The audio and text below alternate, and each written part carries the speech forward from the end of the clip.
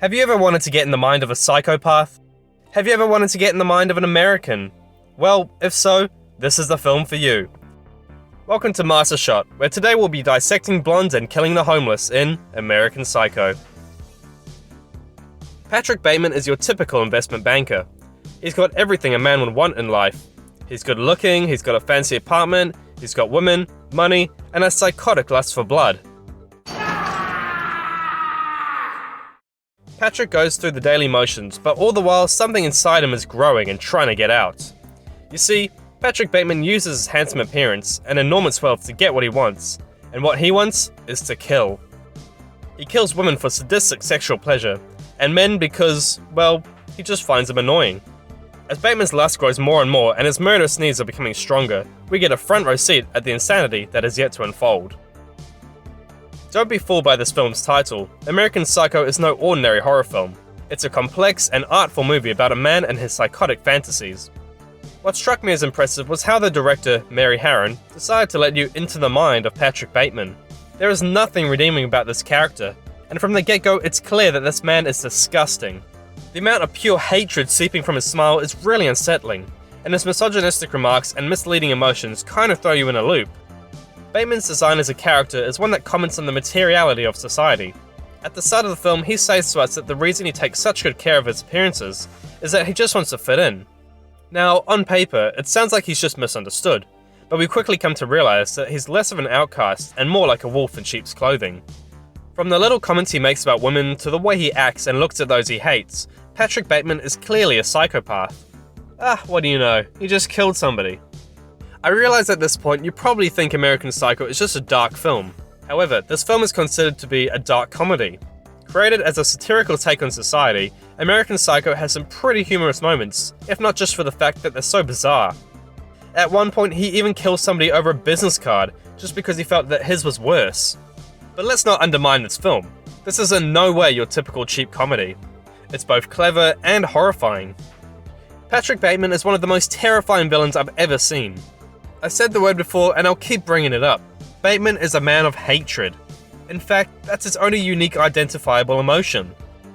A voiceover from him is played over parts of the film, and while some call it lazy writing in other movies, I think it's used really well in American Psycho. The monologue serves less as exposition and more of an internal dialogue which pushes you into the mind of the psychopath. Too much of this voiceover and it would have been overused. Too little and you don't understand him enough. Patrick serves as a reflection of the people around him. Throughout the film, he's often mistaken for somebody else on multiple occasions, and the people don't care about his life. They're oblivious, and that's because they only see his good looks and big wallet. This is why he's such a scary villain. His looks are deceiving. How can you really tell what somebody's thinking, especially when your interactions with them are so shallow? You may have even sat next to a Patrick Bateman on your way to work on the bus. There's no way of telling. As we continue watching, Patrick's facade starts to slip. The placid smile on his face falls apart as the thought of murdering people takes over his mind. The man hates to feel inferior, and it's safe to say that the sexual pleasure taken from his murders are done for the feeling of power. But near the end, we learn something that makes us question the authenticity of Patrick's heinous acts. Without spoiling anything, American Psycho deserves to be watched at least twice to be truly understood. Much like after you finish on Fight Club, you pick up on little details you missed the first time around when you watch it again. Originally based on a novel of the same name, American Psycho was directed and co-written by Mary Harron.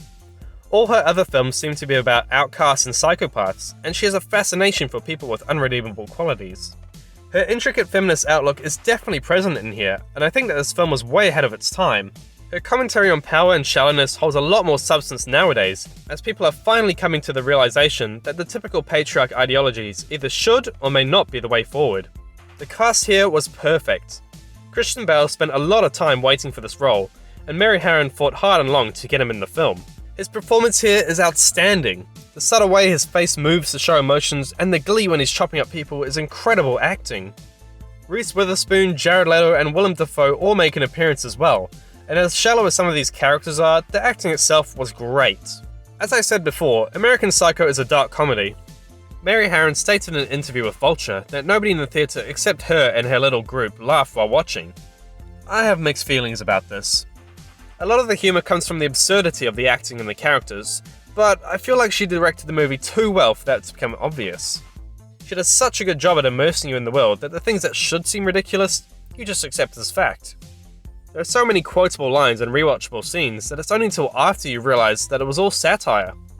It's safe to say that American Psycho is a work of art. There are so many different meanings you can apply to this film, and everything feels intentional. The ending left me, and a lot of others, confused, and the ambiguity of it all doesn't exactly make for a satisfying finish. Was it an enjoyable film? Of course it was an enjoyable film, and if you like to examine movies like I do, I could not recommend American Psycho more. If you want a horror flick with jump scares and a happy ending, then you've definitely come to the wrong place. This is why I'm giving American Psycho a 4.5 stars out of 5. It's an intelligent film with a unique approach at a saturated genre, and it's made for a great conversation piece over the years. But, as usual, these are just my thoughts, and I'd love to hear yours in the comments. I'll see you in the next one, and remember, it's hip to be square.